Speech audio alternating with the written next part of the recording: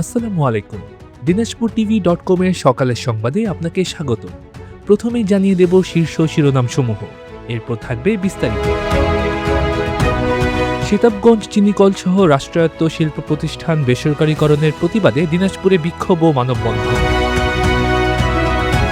Carbon মুক্ত পৃথিবীর বার্তা নিয়ে হেঁটে টেকনাফ থেকে তেঁতুলিয়া পাড়ি দিচ্ছেন তরুণ পরিবেশ কর্মী। ১৯তম দিনে পৌঁছালেন নীলফামারীতে। হবিগঞ্জে জাতীয় নাগরিক পার্টির পদযাত্রায় অতর্কিত হামলা, গণমাধ্যম কর্মীসহ আহত বেশ কয়েকজন।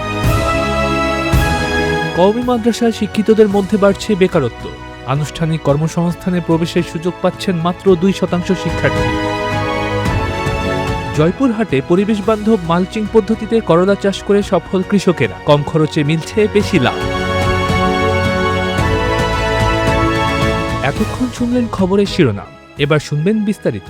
দিনাজপুরে সীতাবগঞ্জ চিনিকল সহ দেশের ১৩টি চিনিকল এবং ৪৪টি রাষ্ট্রায়ত্ত শিল্প প্রতিষ্ঠান বেসরকারীকরণ ও কৌশলগত বিক্রয়ের উদ্যোগের প্রতিবাদে বিক্ষোভ মিছিল, মানববন্ধন ও প্রতিবাদ সমাবেশ অনুষ্ঠিত হয়েছে।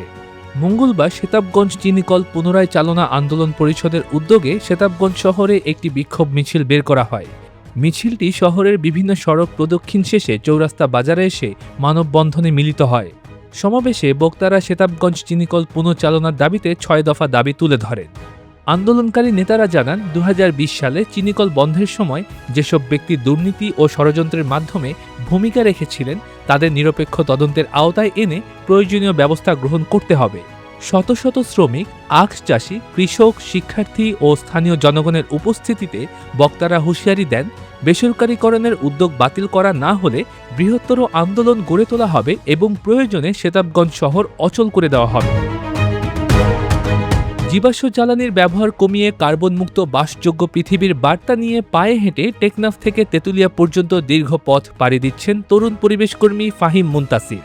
কালো ধোঁয়া আর নয়, হেঁটে হই কার্বন মুক্ত লেখা টি-শার্ট গায়ে গত ১০ জুলাই টেকনাফ 0 পয়েন্ট থেকে যাত্রা শুরু করে মঙ্গলবার ১৯তম দিনে তিনি নীলফামারী শহরে এসে পৌঁছান।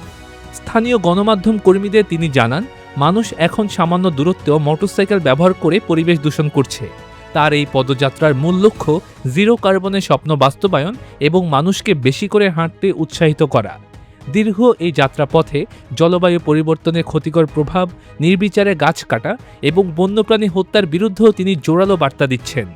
সাধারণ মানুষের ব্যাপক ইতিবাচক সাড়া পাচ্ছেন জানিয়ে এই অদম্য তরুণ বলেন, তার এই উদ্যোগের ফলে যদি একজন মানুষও নিজের জীবনযাত্রায় ইতিবাচক পরিবর্তন আনেন তবেই তার এই কষ্ট সার্থক হবে। হবিগঞ্জ সদর উপজেলায় জাতীয় নাগরিক পার্টির পূর্ব নির্ধারিত জুলাই পদযাত্রা ও গণসংযোগ কর্মসূচি চলাকালে রক্তক্ষয়ী হামলা ও ভাঙচুরের ঘটনা ঘটেছে। মঙ্গলবার বিকেলে হঠাৎ ঘটা এই সহিংস হামলায় দলটির বেশ কয়েকজন নেতাকর্মী এবং সংবাদ সংগ্রহে যাওয়া একাধিক গণমাধ্যম কর্মী গুরুতর আহত হয়েছেন। প্রত্যক্ষদর্শীরা জানান, কর্মসূচি চলাকালীন একদল সন্ত্রাসী অতর্কিতভাবে পদযাত্রা বহরের ওপর চড়াও হয়। হামলাকারীরা গণমাধ্যম কর্মীদের পেশাগত দায়িত্ব পালনে বাধা সৃষ্টি করতে তাদের গাড়ি লক্ষ্য করে ইটপাটকেল নিক্ষেপ ও ব্যাপক ভাঙচুর চালায়। এ সময় ক্যামেরা ও ল্যাপটপ সহ মূল্যবান সরঞ্জাম ছিনতাইয়ের ঘটনাও ঘটে। খবর পেয়ে অতিরিক্ত পুলিশ ঘটনাস্থলে পৌঁছে পরিস্থিতি নিয়ন্ত্রণে আনে। পুলিশ জানিয়েছে, হামলাকারীদের শনাক্ত করে আইনি ব্যবস্থা গ্রহণের প্রক্রিয়া শুরু হয়েছে।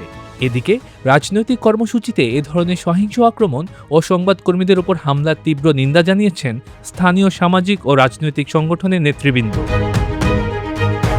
দেশের প্রায় ৪০,০০০ কওমি মাদ্রাসায় পড়াশোনা করা অন্তত ৭০ লাখ শিক্ষার্থীর মধ্যে মাত্র ২.১৭% শেষ পর্যন্ত সরকারি বা বেসরকারি আনুষ্ঠানিক চাকরিতে প্রবেশের সুযোগ পাচ্ছেন। BRAC institute of governance and development বা BIGDর এক সাম্প্রতিক গবেষণায় এমন উদ্বেগজনক তথ্য উঠে এসেছে। জরিপে দেখা গেছে, কওমি মাদ্রাসা থেকে পাশ করা ৭৫% শিক্ষার্থী বেকার অথবা আধা বেকার জীবনযাপন করছেন। আনুষ্ঠানিক কর্মসংস্থানের সুযোগ না পেয়ে অনেকেই ছোটখাটো ব্যবসা, কৃষিকাজ বা নিজ উদ্যোগে নতুন মাদ্রাসা গড়ার দিকে ঝুঁকছেন। ঢাকা বিশ্ববিদ্যালয়ের শিক্ষা ও গবেষণা ইনস্টিটিউটের তথ্য মতে, এসব মাদ্রাসার দীর্ঘ পাঠ্যক্রমে আধুনিক বিশ্বের প্রতিযোগিতামূলক বাজারের জন্য প্রয়োজনীয় বাংলা, ইংরেজি, গণিত অথবা প্রযুক্তির মতো বিষয়গুলোর ঘাটতি রয়েছে। বিশেষজ্ঞরা মনে করছেন, কওমি মাদ্রাসার পাঠ্যক্রম আধুনিকায়ন করা এবং সরকারি নিবন্ধনের আওতায় এনে স্বচ্ছতা নিশ্চিত করা গেলে এই বিশাল জনগোষ্ঠীকে আগামী দিনে দেশের অর্থনীতি ও উন্নয়নের মূল ধারায় যুক্ত করা সম্ভব। জয়পুরহাটের খেতলাল উপজেলার তুলসীগঙ্গা ইউনিয়নের আঁটি গ্রামে চলতি মৌসুমে পরিবেশ বান্ধব মালচিং পদ্ধতিতে করলা চাষ করে ব্যবসায়িক সফলতা পাচ্ছেন স্থানীয় কৃষকেরা। প্রযুক্তি নির্ভর এই পদ্ধতিতে রোগবালাই দমন ও পরিচর্যার খরচ উল্লেখযোগ্য পরিমাণে কমে যাওয়ায় চাষিদের মধ্যে ব্যাপক আগ্রহ তৈরি হয়েছে। কৃষকেরা জানান, জমিতে প্লাস্টিক শিট ব্যবহার করে মালচিং করায় আগাছা জন্মায় না এবং মাটির আর্দ্রতা দীর্ঘ সময় বজায় থাকে। এতে জমি চাষ, ক্ষতিকর কীটনাশক প্রয়োগ ও সেচের খরচ অর্ধেকের নিচে নেমে আসে। চারা রোপণের মাত্র ৪৫ থেকে ৬০ দিনের মধ্যে ক্ষেত থেকে সতেজ করলা তোলা সম্ভব হচ্ছে, যা বাজারে ভালো দামে বিক্রি হচ্ছে। কৃষি সম্প্রসারণ অধিদপ্তর জানিয়েছে, কম খরচে বিষমুক্ত নিরাপদ সবজি উৎপাদন নিশ্চিত হওয়ায় বাজারে এর বিশেষ বাণিজ্যিক চাহিদা তৈরি হয়েছে। এই লাভজনক কৃষি পদ্ধতি পুরো উপজেলায় ছড়িয়ে দিতে কৃষকদের প্রয়োজনীয় কারিগরি সহায়তা ও প্রশিক্ষণ দেওয়া হচ্ছে। এই ছিল এখনকার মতো dinajpurtv.com-এর সকালের সংবাদ। দেশ বিদেশের ও উত্তরবঙ্গের সর্বশেষ সব খবরের তাৎক্ষণিক আপডেট ও ভিডিও দেখতে আমাদের ফেসবুক পেজটি ফলো করুন এবং ইউটিউব চ্যানেলটি সাবস্ক্রাইব করে আমাদের সাথেই থাকুন। ধন্যবাদ।